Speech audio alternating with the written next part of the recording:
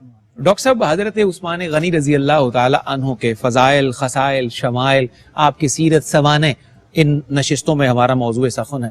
اکثر و بیشتر کیونکہ آپ کا ذکر ایک سخی کے طور پر، ایک غنی کے طور پر، ایک تاجر کے طور پر اور معیشت کے امور کو ایکسپرٹ جاننے والے کے طور پہ کیا جاتا ہے تاریخ اسلام میں، اور خلیفہ تو آپ ہیں ہی، لیکن یہ جو سوال ہے یہ اس سے ہٹ کر ہے، آپ کی جو علمی خدمات ہیں اور علمی مقام ہے ایز این انٹلیکچوئل، یہ بہت کم کیونکہ ڈسکشن میں آتا ہے، تو میں چاہتا ہوں کہ آپ کی شخصیت کا یہ گوشہ بھی کھولا جائے۔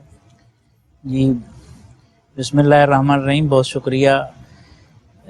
دیکھیں جتنے بھی صحابہ ہیں رضوان اللہ علیہم اجمعین، یقیناً منبع علم سے جب ان کا کوئی تعلق ہے تو جتنا جتنا تعلق ہوگا علم کے دروازے بھی اتنے ان پر کھلے ہوں گے نا۔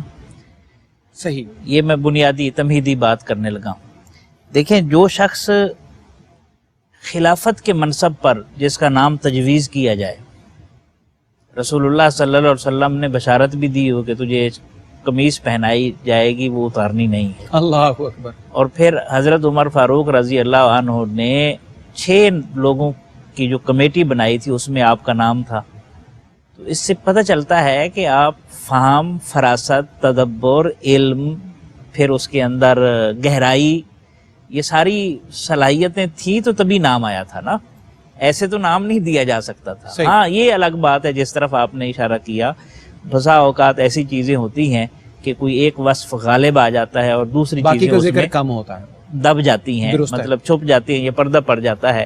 ایسا ہے، آپ کی سخاوت آئی اس طرح کی کہ اس کے سامنے جو حاتم طئی جیسا انسان بھی جس کے سامنے دست سوال دراز کر کے کھڑا ہو، اس سے بڑا مقام کیا ہو سکتا ہے؟ اللہ، ٹھیک ہے۔ تو اس میں علمی مقام کے حوالے سے 2-3 پہلو ہیں۔ ایک پہلو تو قرآن پاک کے حوالے سے ہے۔ قرآن پاک کے حوالے سے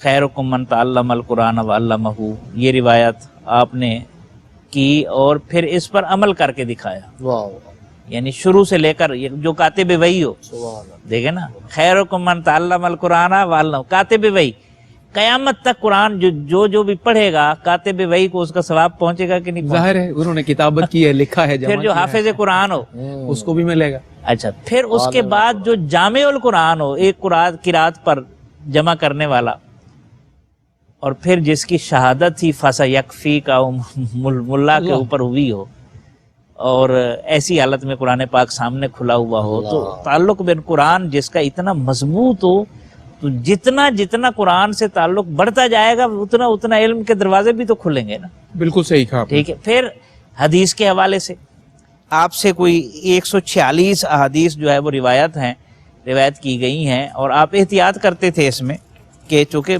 وعید سخت ہے نا کہ کوئی میرے اوپر اگر جھوٹ کا نعوذ باللہ کذب بیانی کا کہتا ہے تو وہ اپنا ٹھکانہ جہنم بنا لے۔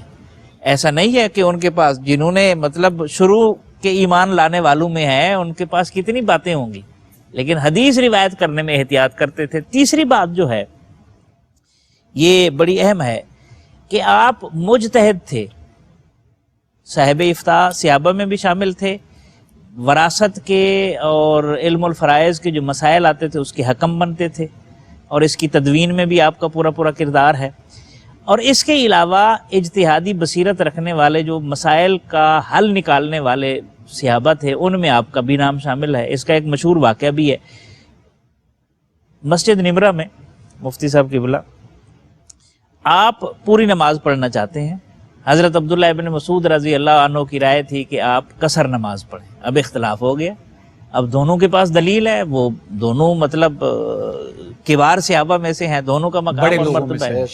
اچھا، بحث ہوئی اور ڈیبیٹ ہوا، اچھا خاصا ہال ٹاک ہوئی، دلائل دیے گئے دونوں طرف سے۔ اسی دوران نماز کا وقت ہو گیا، مکبر نے تکبیر کہی، حضرت عثمان غنی ظاہر ہے امیر المومنین ہے، خلیفہ ہیں، انہوں نے مصلی کے اوپر کھڑے ہو کر جو ہے اللہ اکبر کہا۔ سب سے پہلے اللہ اکبر کہے کہ ان کے پیچھے ہاتھ باندھنے والے حضرت عبداللہ ابن مسعود ہیں رضی اللہ عنہ۔